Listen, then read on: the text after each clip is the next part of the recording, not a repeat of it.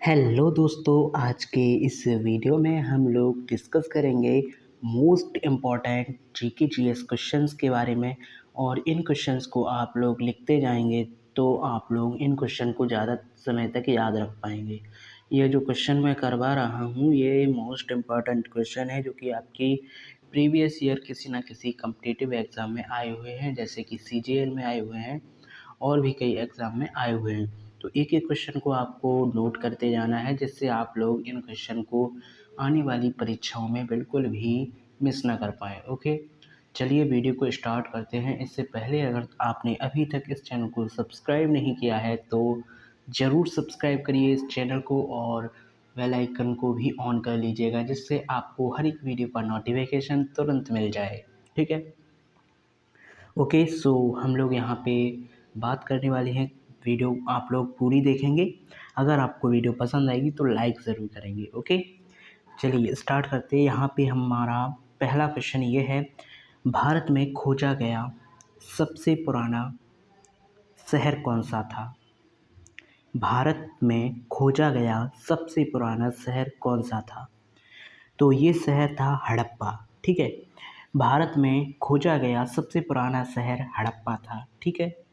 Next question है, स्वराज मेरा जन्मसिद्ध अधिकार है किसने कहा था? ये कहा था बाल गंगाधर तिलक ने। स्वराज मेरा जन्मसिद्ध अधिकार है, ये बाल गंगाधर तिलक ने कहा था। ठीक है। नेक्स्ट क्वेश्चन देखते हैं, महात्मा गांधी के राजनीतिक गुरु कौन थे? महात्मा गांधी के राजनीतिक गुरु कौन थे? तो ये थे गोपाल कृष्ण गोखले।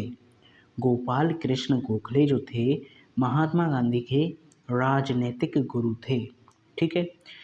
क्वेश्चन हमारा अगला है, उत्तरीय भारत की प्रथम महिला शासक या फिर दिल्ली पर राज करने वाली महिला शासक कौन थी? तो ये थी रजिया सुल्तान। इस क्वेश्चन को दो तरीके से पूछा जा सकता है, उत्तरी भारत की प्रथम मुस्लिम महिला शासक कौन थी या फिर दिल्ली पर राज करने वाली प्रथम महिला शासक कौन थी। दोनों क्वेश्चंस का आंसर जो होगा वो क्या होगा? रजिया सुल्तान होगा। ठीक है, रजिया सुल्तान थी। इसके बाद है question number next, Lothal sorry question question है, सिंधु सभ्यता का पत्तनगर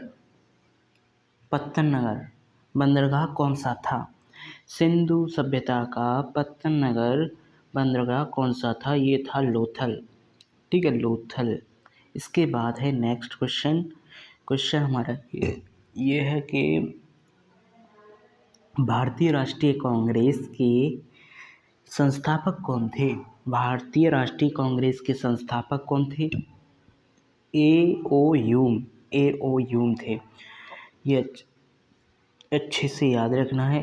भारतीय राष्ट्रीय कांग्रेस के संस्थापक ए.ओ. ह्यूम थे। ह्यूम। ओके।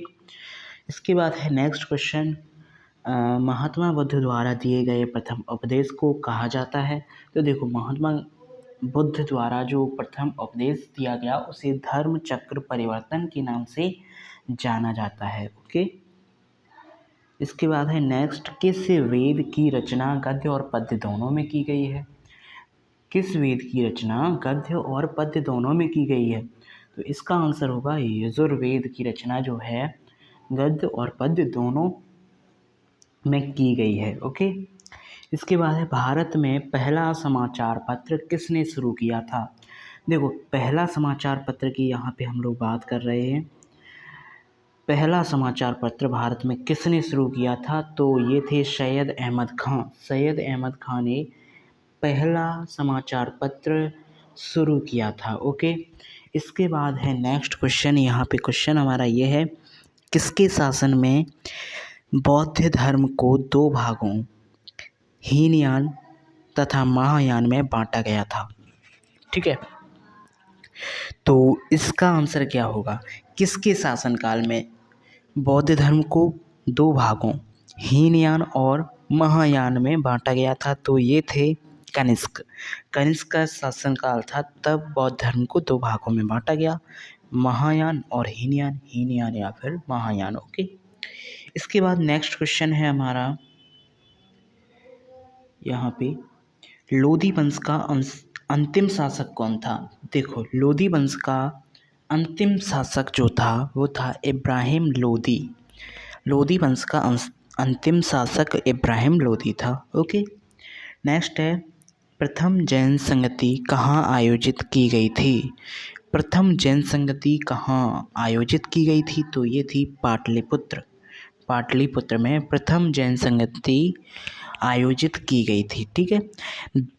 अगला क्वेश्चन ये है, दिल्ली के किस सुल्तान को इतिहासकारों ने विरोधों का मिश्रण बताया? विरोधों का मिश्रण।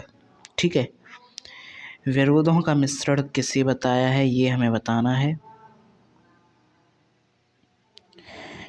दिल्ली के किस सुल्तान को इतिहासकारों ने विरोधों का मिश्रण बताया? तो ये थे मोहम्मद बिन तुगलक को बताया है। ठीक है। मोहम्मद बिन तुगलक को क्या बताया है? विरोधों का मिश्रण बताया है। ठीक है। इसके बाद है, ऋग्वैदिक समाज की सबसे छोटी इकाई क्या थी? ऋग्वैदिक समाज की सबसे छोटी इकाई क्या थी? तो सबसे छोटी इकाई थी कुल या फिर परिवार। ठीक है। कुल या परिवार। ठीक है। नेक्स्ट है क्वेश्चन अगला, किस शासक के पास एक शक्तिशाली सेना थी? किस शासक के पास एक शक्तिशाली सेना थी? तो चोल जो थे उनके पास एक शक्तिशाली सेना, नौसेना थी। ठीक है। नौसेना थी। ये बात याद रखनी है कि क्या थी? नौसेना थी। ठीक है।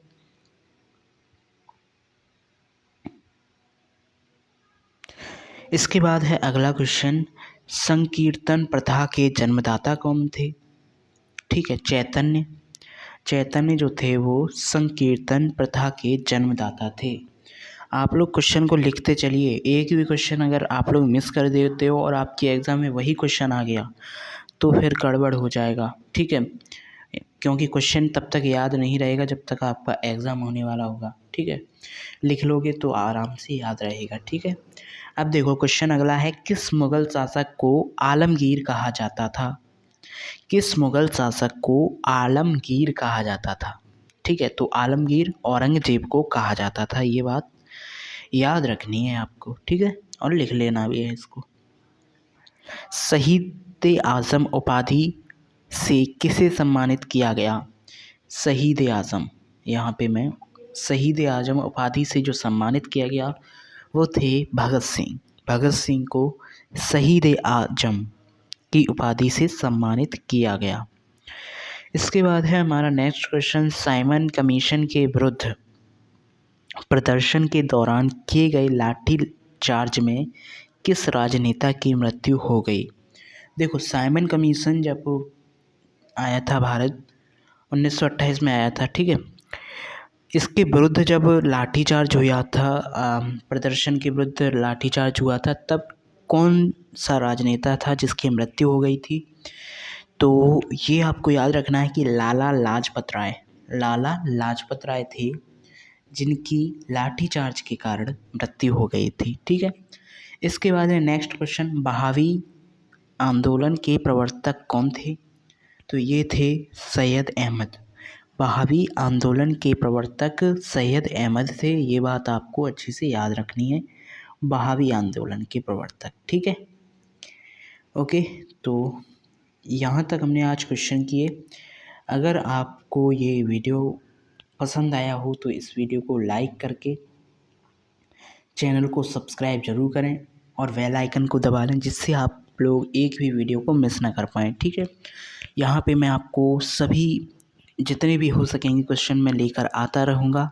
आप लोग सभी के सभी क्वेश्चंस को अच्छे से करते जाइए और लिखते जाएंगे तो आपको ये आसानी रहेगी कि आप लोग जब भी आपका एग्ज़ाम होगा आप रिवीज़न भी कर पाएंगे उन क्वेश्चंस का। ठीक है। और आपके पास रिटन में होगा तो आप लोग रिवीज़न कर पाएंगे और बार बार आपको वीडियो देखने की ज़रूरत भी नहीं पड़ेगी। ठीक है। तो इन क्वेश्चन को अभी तक नहीं लिखा है तो प्लीज़ एक बार मेरे कहने से लिख लेना। ठीक है। चलिए मिलते हैं नेक्स्ट वीडियो में और अपना ख्याल रखिए। मिलते हैं नेक्स्ट वीडियो में। Thank you. Goodbye. Take care.